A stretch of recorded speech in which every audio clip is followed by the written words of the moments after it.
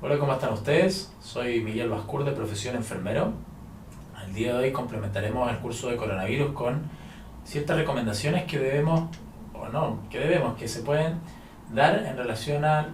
paciente que tiene coronavirus y la ventilación que se le puede otorgar o con la cual vamos a soportar. Vamos a hablar igual de algunas medidas de soporte, dentro de las que vamos a incluir la misma ventilación mecánica en un paciente que está con diagnóstico de COVID-19. Como introducción, y me imagino yo que la mayoría ya por noticieros o ha leído, pero a modo de recordar que el 31 de diciembre del año 2019, las autoridades de la ciudad de Wuhan, en la provincia de Hubei, en China, reportaron un conglomerado de 27 casos de síndrome respiratorio agudo de etiología desconocida entre personas vinculadas a un mercado de productos marinos.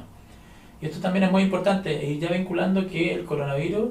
lo que va a provocar en el pulmón va a ser una neumonía y que consecuentemente me puede provocar un síndrome de distrés respiratorio agudo. Entonces, las maniobras que vamos a implementar en ese pulmón van a ser relativamente parecidas a este distrés pulmonar que podemos tener. De los 27 casos que se produjeron en esa instancia, 7 fueron reportados como graves. Ya el 7 de enero del año 2020, las autoridades chinas informaron la identificación de un nuevo coronavirus que lo tipificaron como COVID-19, cuya etiología me provocaba ciertas neumonias que no producían otros coronavirus. Entonces, como yo les comentaba, vamos a hacer ciertas recomendaciones para el manejo de la insuficiencia respiratoria aguda en pacientes que presenten una neumonía que se asocia a coronavirus. Y les vuelvo a reiterar, estas son recomendaciones, no algo que no tiene que se puede encasillar. Muy por el contrario, esto se estipula que uno lo adecue en relación al centro hospitalario donde yo voy a estar trabajando, y además al paciente con el cual yo me voy a estar enfrentando, que es lo principal. Las recomendaciones se centran en el manejo de la insuficiencia respiratoria aguda en la infección por coronavirus, y a los cuales se les puede aplicar ventilación mecánica, y deben ser aplicadas junto a las recomendaciones del MinSal. Ahí les dejo el link en el cual ustedes pueden introducir, adecuarse a la actualización, porque como ustedes, yo creo que la mayoría ha visto, esto ha requerido una actualización permanente desde que se reportaron estos casos en China hasta la actualidad. Y de acuerdo a los protocolos también propios de cada una de las unidades de cuidado intensivo, como yo les comentaba, de acuerdo a las realidades de mi centro asistencial, se van a dar estas recomendaciones, particularmente los relacionados también con la sedación, el manejo hemodinámico que van a tener, y medidas adicionales que tienen relación con el manejo de enfermería y aquellas tendientes también a reducir la transmisión nosocomial del virus. Eso es lo que a mí me interesa, principalmente como objetivo y como recomendación propiamente tal, abordando lo que es también ventilación mecánica en pacientes que presentan algún tipo de etiología de neumonía por coronavirus. También vamos a comenzar hablando por retoque, digamos, como definición de caso. Y digo por retoque porque esto, como también se ha actualizado desde que se notificó, ingresó a nuestro país en Chile hasta la actualidad, ha requerido ciertos retoques en relación a qué pacientes se consideran como caso, a qué pacientes yo voy a controlar con una PCR para COVID-19, a qué pacientes voy a tomar como contactos de alto riesgo, aquellos de bajo riesgo, aquellos que voy a poner en cuarentena. Todo eso ha requerido una actualización permanente del Ministerio de Salud, por lo que yo también les dejo el link para que al momento de estudiar esta presente clase ustedes estén acorde a la actualización de lo que se reporta como caso y que ha ido variando en el tiempo. En relación a la epidemiología del paciente y factores de mortalidad que va a tener el mismo, primero se aconseja definir el grado de severidad con al paciente con el cual yo me estoy enfrentando, es decir, qué tan grave o qué score de gravedad me va a dar el paciente al cual yo me estoy enfrentando, por lo general en una unidad de cuidados intensivos, y también eso me ayuda a prever mucho en relación al manejo que voy a tener en relación al soporte ventilatorio para ese tipo de pacientes. Y se recomienda objetivar la severidad de la insuficiencia respiratoria aguda de manera de pesquisar al paciente con mayor riesgo de mayores tipos de complicaciones también, utilizando criterios de neumonía severa de la Sociedad Americana de Tórax Modificado, ATS, o también los criterios de la Sociedad Británica de Tórax,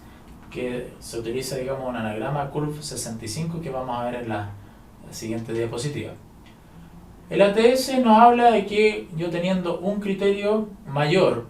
o dos criterios menores me van a hablar de mayor severidad y complicaciones en mi paciente, y como criterios mayores se incorpora la necesidad de ventilación mecánica, presencia de shock grave. Teniendo uno de estos criterios, yo ya voy a prever cierto grado de complicación mayor en el paciente que voy a tratar. Y criterios menores te incorpora necesariamente que yo tenga dos o más criterios para poder prever la complicación o severidad mayor de este paciente al cual me estoy enfrentando, y dentro de los criterios menores incluye una presión sistólica menos que 90, lo que me puede prever algún tipo de shock también, compromiso radiológico multilobar, que también puede ser complementado inclusive con algún tipo de escáner, y una relación de presión arterial de oxígeno y la fracción inspiratoria de oxígeno, o la PAFI, bien conocida, que sea menor a 250. Dos o más de estos criterios menores también me van a prever una complicación y severidad mayor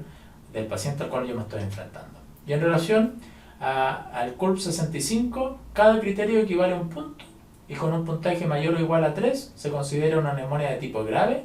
y ya se considera también ingresarla a una unidad de cuidados intensivos, unidad de paciente crítico. La C nos habla de la confusión de reciente aparición, la U de nitrógeno ureico, siendo este mayor a 20, R de una frecuencia respiratoria mayor a 30, la B de una presión arterial sistólica menos que 90, o una diastólica menos que 60, y 65 nos habla de aquella persona que tiene un factor cierto no modificable como es la edad, siendo esta mayor o igual a 65 años. Puedo utilizar uno u otro criterio, lo importante sí es aplicarlo previo al paciente que me está ingresando con diagnóstico de coronavirus, para yo prever la complicación y severidad, y también que este paciente sea o no ingresable a una unidad de cuidado intensivo.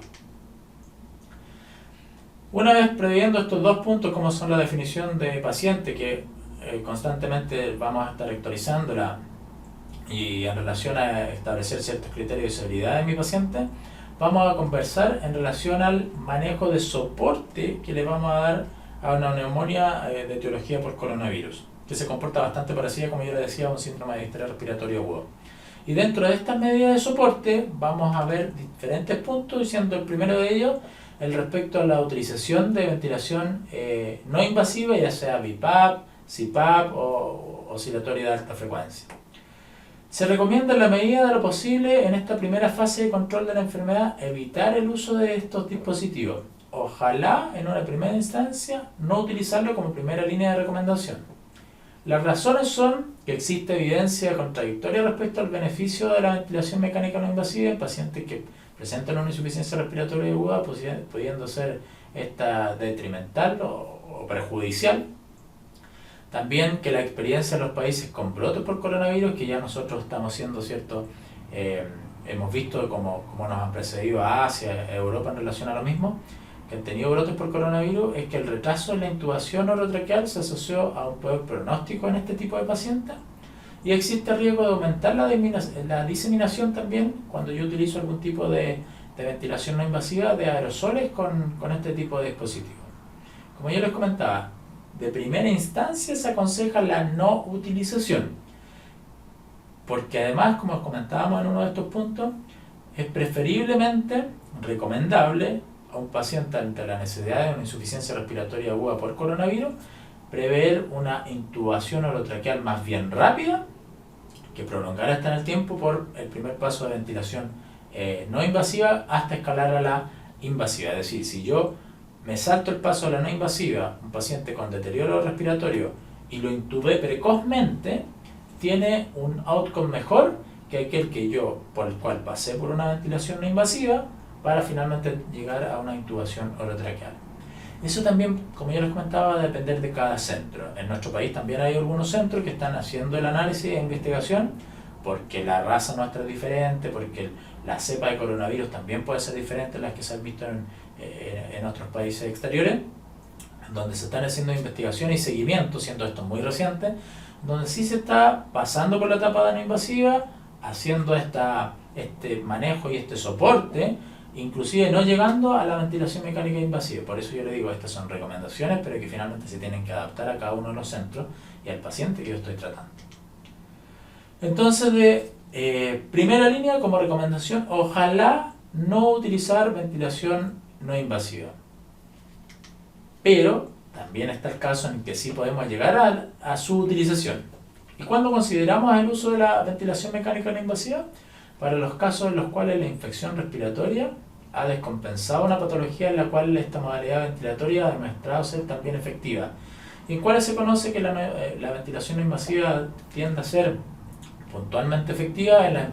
la época que hay aquella persona que tiene enfermedad pulmonar obstructiva crónica, que tiene algún tipo de insuficiencia cardíaca o algún tipo de inmunodepresión, sabiendo que, más bien pensando que la intubación orotraqueal nos puede prever una infección asociada a la atención de salud por, ¿cierto?, la mayor exposición o riesgo de etiologías intrahospitalarias que este paciente inmunodeprimido puede sufrir al requerir una intubación orotraqueal. Si se decide utilizar la ventilación no invasiva, se recomienda que se use un circuito de doble rama y filtros en rama expiratoria e inspiratoria. Habitualmente nosotros en el ventilador, el microprocesador confeccionado para la ventilación no invasiva independiente del proveedor, está confeccionado con una rama, o sea, por una rama inhala o por la misma rama exhala. Y esto por lo general, mi interfase va a tener puertos exhalatorios por donde voy a expeler aerosoles, que es por lo que se trata de no recomendar este tipo de soporte. Pero en los ventiladores pesados les llamamos a aquellos que me sirven para la ventilación mecánica invasiva, por lo general son de doble rama, y hay algunos ventiladores pesados o ventiladores mecánicos invasivos que dentro de su software, dentro del microprocesador, trae incorporado el modo para ventilar no teniendo necesariamente un tubo orotraqueal, o para realizar ventilación no invasiva con una interfase adecuada para tal efecto. Eso es lo que habitualmente se recomienda si yo voy a pensar en realizar algún tipo de ventilación no invasiva. Idealmente, como yo les digo, esto se va a adecuar a cada uno de nuestros centros. Puede ser que yo no cuente con este ventilador, mi ventilador a lo mejor no va a contar con este modo ventilatorio para poder optar a la ventilación no invasiva en este tipo de pacientes. En este paciente se debe mantener una estrecha monitorización de la evolución clínica con evaluación seriada de la respuesta y considerar precozmente la ventilación invasiva si a los 30 minutos de iniciada la no invasiva no hay ningún tipo de mejoría. Es lo que yo les comentaba, hay que tratar de dilatar lo menos posible entre que yo determiné la insuficiencia respiratoria asociada a este coronavirus y finalmente llegué, si es que el paciente lo requiere, a una intubación orotraqueal. Facilitar lo menos posible la dilatación entre este punto y este otro para llegar a la intubación orotraqueal, obviamente considerando, de acuerdo a mi centro asistencial, pasar quizás por la no invasiva, pero no otorgarle periodos de tiempo muy prolongados para que el outcome no sea negativo o no sea peor, digamos, en este tipo de pacientes para cuando yo los llegue a intubar. Aquí podemos ver en esta fotografía en donde tenemos una interfase, un codo que no posee un puerto exhalatorio con la monitorización en la cabecera del paciente pertinente, un filtro que habitualmente no se solía ocupar en pacientes que uno ventilaba con no invasivas convencionales que no tenían etiología conocida por coronavirus, y la rama, digamos, que proviene del ventilador no invasivo. El uso de estos dispositivos en la fase de salida del paciente, es decir, en la recuperación post-extubación, sí está recomendada a criterio de cada uno de los equipos tratantes de acuerdo a la experiencia que podamos tener. Es decir, si yo creo que este paciente está, según el Winning, prueba de destete ventilatorio adecuado, está para extubarlo, pero va a tener, o para consolidación de la misma extubación, va a requerir algún tipo de ventilación no invasiva, probablemente, y según la expertise de cada uno de los equipos, probablemente sea conveniente su utilización. Pero como yo les comento, todo esto va a depender también del equipo tratante y del paciente al cual yo me estoy enfrentando. Eso sería en relación a las recomendaciones que podemos dar en relación al manejo de soporte en un paciente que requiere o no ventilación no invasiva, de acuerdo a la recomendación de su utilización o no de este tipo de modalidad ventilatoria. Ahora, dentro del mismo manejo de soporte, pero siendo específico en relación a la intubación orotraqueal, La verdad, hay que considerar la intubación orotraqueal si el paciente presenta alguno de los siguientes puntos, como es: aumento del trabajo respiratorio mal tolerado, es decir, uso excesivo de la musculatura accesoria, respiración paradojal, alteración de la conciencia y una hiperadrenergia. Habitualmente nosotros tenemos cierta reserva en nuestro organismo que nos van a ayudar a compensar por un tiempo limitado de tiempo. Eso va a depender de la reserva que nosotros tengamos, y eso nos va a liberar cierta adrenergia que en este tipo de pacientes va a depender, ¿cierto?, de la edad, de comorbilidad, pero por lo general yo voy a ver un paciente con algún tipo de hiperadrenergia que va a ser coadyuvante de mi reserva que voy a tener para tolerar esta insuficiencia respiratoria por la cual yo estoy transitando. También voy aquí el paciente, ¿cierto?, que presenta taquipnea con una frecuencia respiratoria mayor a 30 por minuto, voy a considerar la intubación orotraqueal. Hipoxemia refractaria con una saturación que sea menos que 90, pese a tener un oxígeno suplementario que sea más que el 50%, insuficiencia respiratoria aguda y algunos tipos de criterios de shock, ¿cierto? Este desbalance que se va a producir entre la entrega de oxígeno y nutrientes y la demanda que yo voy a estar teniendo en este minuto por la inflamación que se está provocando a nivel pulmonar, por este síndrome de distrés respiratorio agudo que se está produciendo, y con la liberación de parámetros inflamatorios propiamente tal a todo nuestro sistema y torrente sanguíneo, que me va a provocar de frente un shock. Entonces yo, ante estos criterios, voy a considerar la intubación orotraqueal de un paciente. Se recomienda no diferir esta decisión de intubación, digamos, si la sospecha necesaria que yo tengo, mediante la evaluación de cada uno de estos puntos, la intubación que voy a realizar se torna inminente. Si yo veo o postergo, digamos, esta decisión, como yo les comentaba, inclusive lo dilatamos con la no invasiva, se asocia inclusive a una mayor mortalidad que una intubación orotraqueal precoz en una neumonía, síndrome de distrés respiratorio, que yo intubo precozmente. Sobre el procedimiento de la intubación, también se recomienda, porque pensemos que primero yo me tengo que cuestionar si el paciente requiere que lo intube o no. Una vez que tomé esa decisión, debo tomar los resguardos pertinentes para mí y para el personal que va a estar en contacto con una persona que es potencialmente portador de COVID-19. Entonces, ojalá el procedimiento debiera ser realizado por personal que tenga experiencia, es decir, por aquel que tiene mayor expertise en intubaciones orotraqueales, una mayor cantidad de veces. Ahí van ustedes a adquirir, ¿cierto?, según el centro asistencial, será el anestesista, será el luteólogo, será el urgenciólogo, es decir, quien tenga mayor experiencia en su centro. Precauciones también de aislamiento con aerosoles, es decir, yo utilizar los EPP necesarios en relación a contar con un delantal completo, previo a la higiene de manos, la mascarilla, ojalá N95 similar, antiparras también o similar, y guantes. Cada centro asistencial también va a proveer al personal que va a manejar a este tipo de pacientes con sus elementos de protección personal adecuados para este tipo de pacientes. Y eso también va a estar muy de la mano, ¿cierto?, con el comité o las personas que trabajan en las infecciones asociadas a la atención de salud. Preferir, si está disponible, ojalá, y esto se recomienda también, el videolaringoscopio por sobre el laringoscopio corriente o fibroscopía también, porque se presume que hay una menor exposición a aerosoles. ¿Ya? Esto sí va a requerir algún tipo de operador con experiencia, y sabemos que no todos los centros asistenciales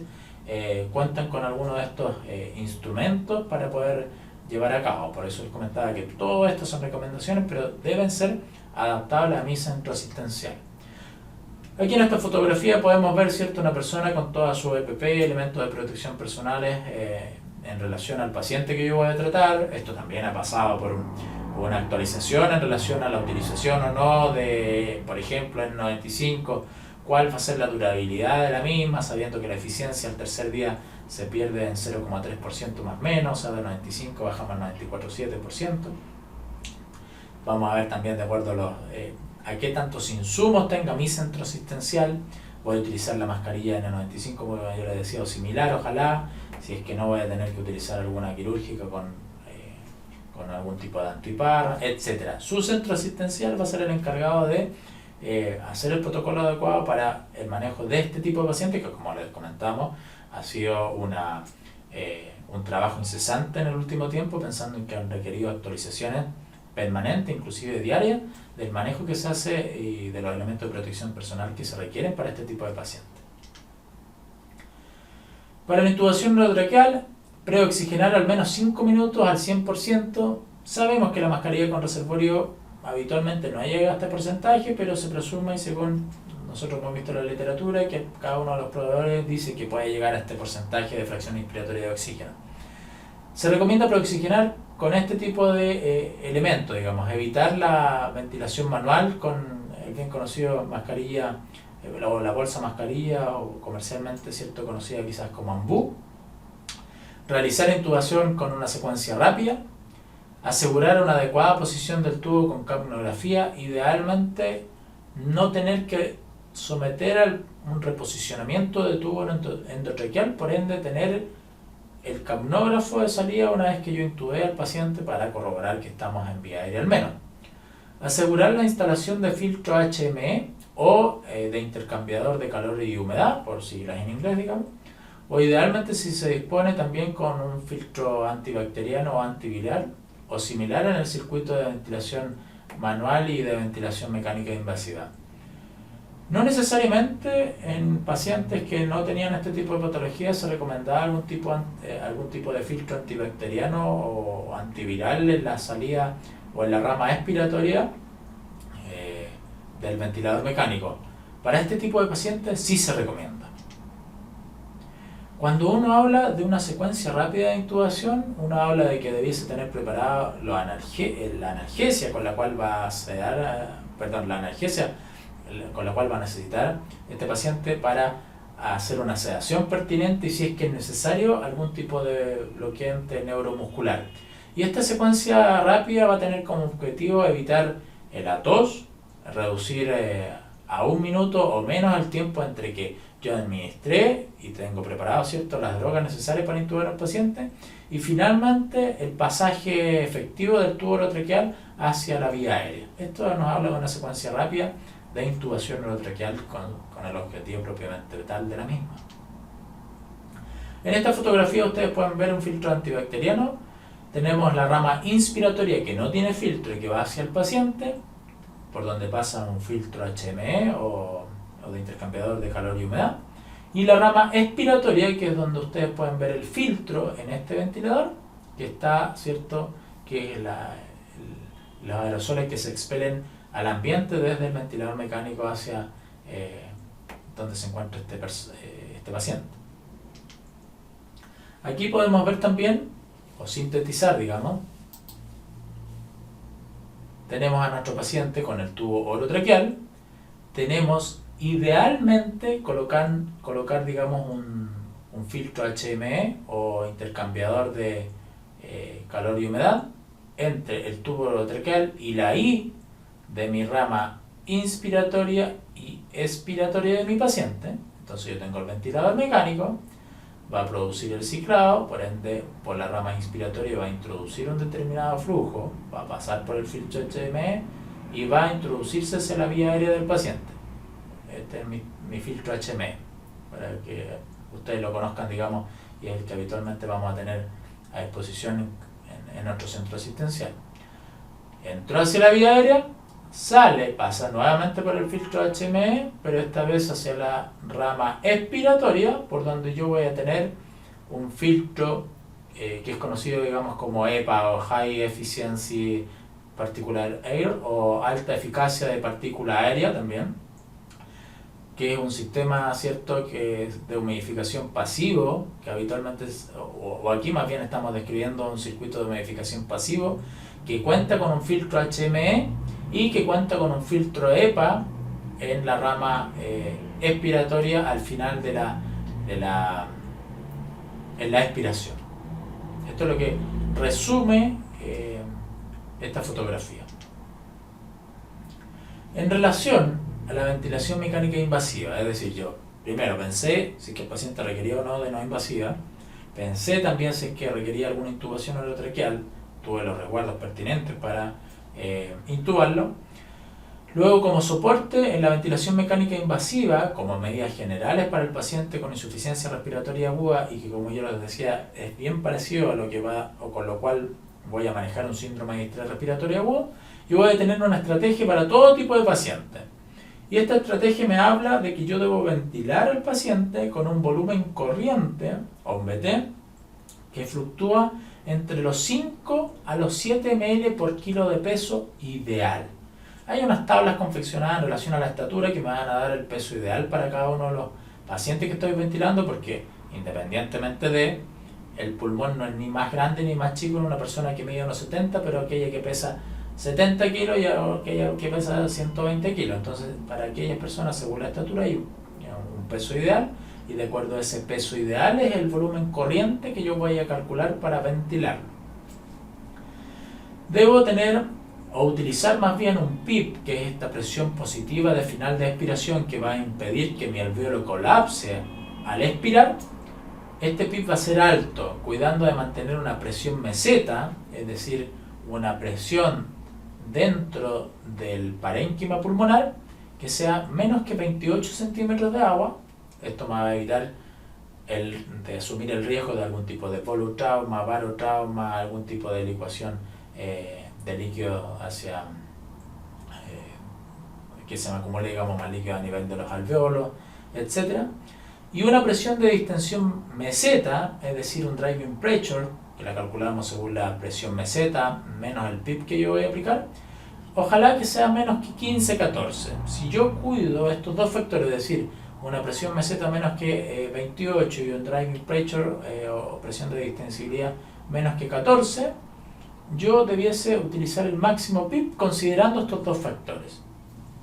para que se produzca una mejor aireación del alvéolo y por ende pueda tener mayores áreas de intercambio gaseoso entre el alvéolo y el capilar. También puede ventilar utilizando frecuencias respiratorias para mantener una presión arterial de CO2 que se maneje entre 35 y 60. Ustedes van a decir, hoy 60, pero está hipercápnico. Sí, lo más probable es que uno pueda utilizar una hipercapnia permisiva, pero siempre considerando que mi pH nunca sea menos que 7,25. Es decir, tratar de mantener mi pH sanguíneo entre lo más próximo a lo que se parece a la normalidad. Nosotros funcionamos a un pH súper estrecho, y cuando nuestro pH se escapa de esta estrechez considerada como normal, siendo acidótico o alcalótico, lamentablemente nuestro medio interno funciona inadecuadamente. Entonces, ¿puedo tener una hipercapnia permisiva? Sí, pero manteniendo un pH lo más parecido a lo que se considere como normalidad. También debemos aplicar una FiO2 para que el paciente sature más que 92%. Idealmente, contar con un circuito de aspiración cerrado. Esto no presume, es cierto, que nosotros disminuyamos el riesgo de neumonía asociada a ventilación mecánica por utilizar un circuito abierto de aspiración para secreciones o uno cerrado, pero sí va a impedir la expulsión de aerosoles al ambiente si yo cuento con un circuito cerrado de aspiración. Evitar siempre desconexiones. De ser necesario, hay que recordar clampear el tubo urotraqueal y se debe poner el ventilador mecánico en modo de espera o stand-by, ya que el ventilador mecánico sigue funcionando y puede expulsar aerosoles retenidos en las tubuladuras del ambiente. Si yo requiero, ¿cierto?, desconectar el tubo urotraqueal de la tubuladura, entonces debo hacer dos maniobras. Primero, clampear el tubo urotraqueal, quizás con la preoxigenación previa correspondiente de acuerdo a la oxigenación y hemodinámica de mi paciente. Entonces, posterior a eso, clampeo, coloco el ventilador mecánico en stand-by, recién ahí desconecto mi tubo urotraqueal de la tubuladura, porque como bien comentaba esta recomendación, si yo clampeo pero no coloco el ventilador mecánico en stand-by, igualmente va a estar generando flujo y va a estar generando aerosoles de las mismas condensaciones que existen en la tubuladura y los va a estar expeliéndose al ambiente. Todo paciente debiese ser atendido, ojalá, en un box individual cerrado, es decir, que está aislado, con sistema de aspiración cerrado. Idealmente, un paciente diagnosticado con coronavirus en ventilación mecánica debe estar en estas condiciones. Idealmente, como yo les comentaba, cada centro asistencial debería adecuarse a este idealmente, porque sabemos que no todos los centros cuentan con esta capacidad. Hay situaciones entonces de soporte ventilatorio en relación a la ventilación mecánica invasiva para todo tipo de pacientes, y hay ciertas situaciones especiales. Y dentro de esas situaciones especiales encontramos aquellos pacientes que tienen una hipercapnia con más que 60 milímetros de mercurio. Aquí ojalá disminuir, o como medida y recomendación, disminuir el espacio muerto instrumental utilizando el uso de humidificadores activos. Si por ese motivo yo tengo un paciente, ¿cierto?, que lo estoy manejando con una hipercapnia permisiva, pero ya se me escapó de más que 60, o ya con menor cantidad de CO2 tenía un pH menos que 7.25, yo debo retirar todo lo que me acumula espacio muerto, es decir, aquello donde no se produce intercambio gaseoso, para realizar un mayor barrido de CO2. Y dentro de eso puedo utilizar, digamos, la humidificación activa. También el control seriado del estado de ácido base para evitar, ¿cierto?, que mi pH caiga de 7.25, es decir, voy a tener yo una PaCO2 ojalá límite hasta 60, y ojalá, porque de pronto puedo estar manejando un hepótico que va a tener un target mayor y con un pH cercano a lo normal, pero aquel que no, ojalá, digamos, no sobrepasar los 60 milímetros de mercurio, pero que nuestro pH siempre esté lo más cercano a la normalidad. Siendo que esto no es así, debo yo recurrir a algún tipo de manejo, digamos, que me disminuya el espacio muerto entre la vía aérea del paciente y el ventilador. Otra situación especial es cuando nos encontramos con un paciente que tiene una PAFI menos que 150 o una relación entre presión arterial de oxígeno y FiO2 que le aporto, ¿cierto?, que esta sea menor a 150. Acá debo pensar en solicitar traslado a un centro de mayor complejidad si corresponde. Nosotros sabemos que para este tipo de pacientes de pronto tenemos centro de referencia, adelantándonos un poco más allá en los pasos, ¿cierto?, pero que pueden tener algún tipo de soporte extracorpóreo o de frente a mayor expertise en ventilación mecánica propiamente tal, con los intensivistas ad hoc que así realizan este tipo de maniobras. O también se puede recomendar, digamos, y que ha sido ampliamente probado, el prono. Ampliamente validado, ¿cierto?, en la literatura, reduce la mortalidad del paciente que presenta este síndrome de distrés respiratorio agudo y debe utilizarse en todo paciente que posee ya una PAFI menos que 150 y que no tiene algún tipo de contraindicación para poder pronarlo. Es decir, yo ventilé a mi paciente, lo sedé, lo bloqueé, ¿cierto?, realicé un bloqueo neuromuscular, hice las maniobras ventilatorias convencionales, obtengo una PAFI menos que 150 y lo más probable es que ya voy a estar pensando en pronarlo. Aquí vemos una fotografía, ¿cierto?, de un paciente que ya está en prono y que se utiliza, digamos, como una de las medidas ventilatorias no convencionales para el paciente que tiene un síndrome de estrés respiratorio producido por COVID-19. Aquí también se suma, como ya les comentaba, el bloqueo neuromuscular. Se recomienda utilizarlo como una infusión continua de 24 a 48 horas en todo paciente que tiene PAFI menos que 150, a manera de asegurar una ventilación protectora inicial, es decir, el paciente o el pulmón del paciente va a ventilar de acuerdo a lo que yo programé en el ventilador según la gasometría de ese paciente y hemodinamia del mismo. ¿Qué PIP se recomienda utilizar cuando yo cuento con una PAFI menos que 150? Utilizar una presión positiva de final de expiración relativamente alta, entre 10 hasta 18 centímetros de agua, inclusive aparece la recomendación en la literatura, ajustando según el intercambio gaseoso y la mecánica respiratoria durante al menos 48 horas, asegurando siempre una presión meseta menos que 28. Recuerden que la presión meseta uno la calcula con una pausa inspiratoria en un modo controlado por volumen, una pausa inspiratoria. Nosotros podemos calcular la presión meseta y esta debiese ser siempre menos que 28. La presión meseta nos habla del acomodamiento o de la variación de la presión intratorácica sin flujo, es decir, el aire que se introduce dentro de los pulmones se acomoda dentro de los mismos alvéolos y es lo que yo voy a considerar como presión meseta propiamente tal. Y esta no debiese superar a los 28 porque eso significa que yo estoy introduciendo o manejando mi pulmón con presiones de vía aérea demasiado elevadas y que muy por el contrario me pueden ocasionar un daño mayor al que ya traía. ¿ya? Y una presión de distensión o driving pressure, calculando presión meseta menos la presión positiva final de expiración, menos que 14 o 15. Evitar maniobras de reclutamiento de forma rutinaria, porque las maniobras de reclutamiento llevan a PIB elevados mayores y por ende pueden provocar mayor daño en la vía aérea por llevar a presiones demasiado altas de vía aérea. En relación a las intervenciones que no se recomiendan, ya está la ventilación de alta frecuencia oscilatoria, el óxido nítrico inhalado, bolos de metilprednisolona en ninguna etapa de la enfermedad, excepto aquellos que tienen diagnóstico por un especialista con una neumonía en desarrollo en organización, y el ECMO en pacientes con criterios de contraindicación absoluta. Aquellos también situaciones especiales, pero en pacientes que tienen una insuficiencia respiratoria aguda severa, que presentan criterios de ECMO, ¿ya? O que no lo presentan, utilizar como guía los criterios señalados en el protocolo operativo de ECMO veno-venoso en falla respiratoria grave, donde se realizó por el grupo de trabajo ECMO de la Sociedad Chilena de Medicina Intensiva y el Ministerio de Salud en el año 2015. Dos cosas.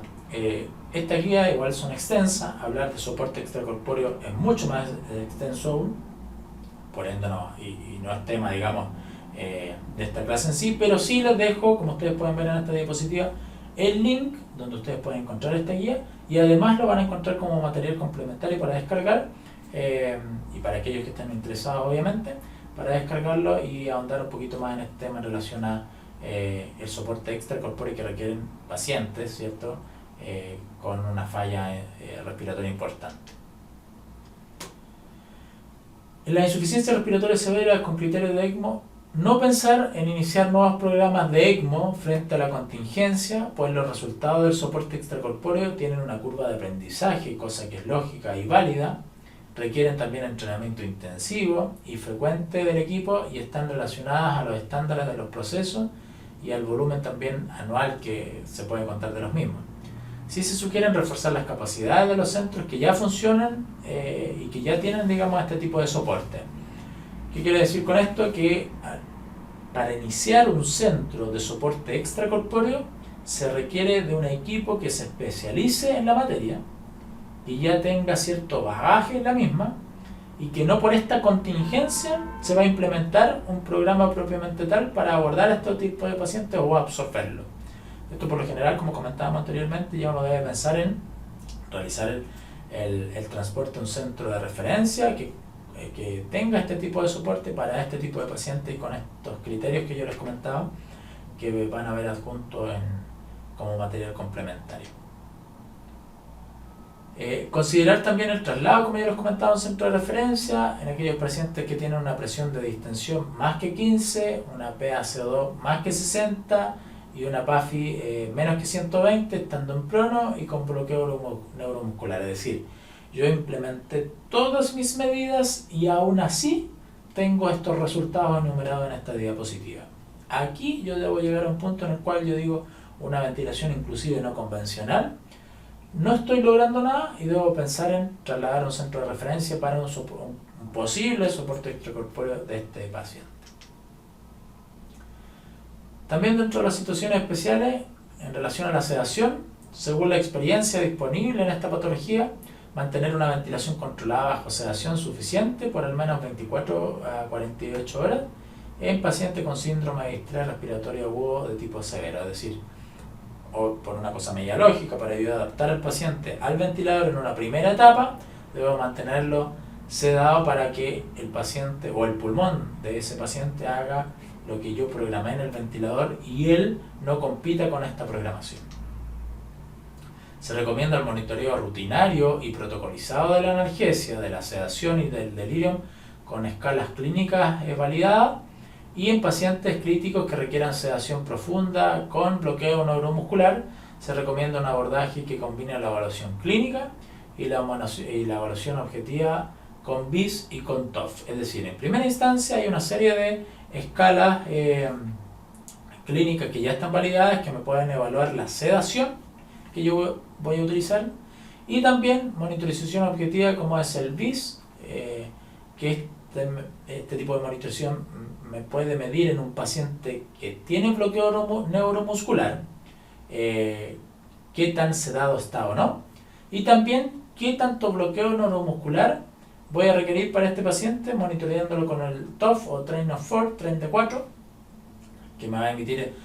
ciertas señales eléctricas que me van a movilizar o no, o ver qué tan bloqueado está este paciente para aumentar la dosis o no de bloqueo neuromuscular. Estas dos terapias, por así decir, me van a ayudar, el BIS por un lado en un paciente que tiene bloqueo neuromuscular, a guiar mi sedación, y el TOF por otro lado a guiar mi bloqueo neuromuscular. Requiero mayor o menor dosis, digamos. En relación al manejo hemodinámico como soporte en un paciente que está en ventilación mecánica, en ausencia de shock u otra evidencia de hipoperfusión, se sugiere una estrategia restrictiva de fluidos para el manejo de los pacientes que tienen una insuficiencia respiratoria aguda secundaria a coronavirus, es decir, irnos por la vertiente seca, a no ser que este paciente, por el shock propiamente tal, que puede estar inducida por este coronavirus o una patología agregada además, requiera la volemización correspondiente, requiera las drogas vasoactivas pertinentes y requiere la ventilación de la cual estamos hablando como soporte. En relación al apoyo farmacológico, el uso de esteroides en dosis baja, hablamos de hidrocortisona 150, 300 miligramos al día, no está recomendada de forma rutinaria por falta de evidencia en este tipo de patología puntual, y su uso sí queda a criterio del equipo tratante. Sin embargo, la experiencia en países con brotes es que los corticoides pueden agravar el compromiso de la inmunidad linfocitaria, por lo que no se recomienda el uso en cualquier dosis y en cualquier tipo de paciente, a no ser que sea evaluación específica de un especialista tratante para la patología quizás agregada que pueda tener este paciente con coronavirus. Pero para el coronavirus de per se no está recomendado en una primera instancia. ¿Qué podemos tener entonces como conclusiones dentro de lo que hemos hablado, ¿cierto?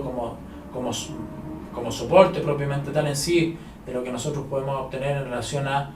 pasar por la ventilación no invasiva, pasar por la intubación orotraqueal, pasar por la ventilación mecánica invasiva, y de acuerdo a ello pasar por ciertas situaciones especiales en las cuales nosotros vamos a tener también cierto soporte en relación,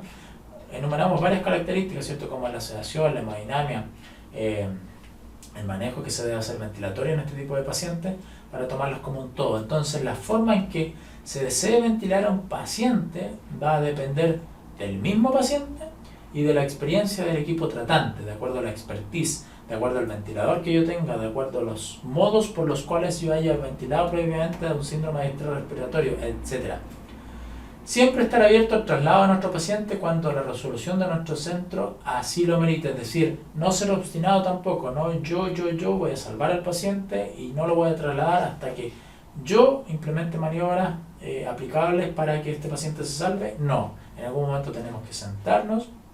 de acuerdo a criterios y las recomendaciones propias de esos criterios, sentarnos y quizás hacer un traslado a un centro de referencia donde sí, a lo mejor el tipo de ventilación o la cantidad de pacientes que yo ventilo es mayor a mi centro y por ende ese centro va a tener una mayor expertise en la misma ventilación, porque como sabemos,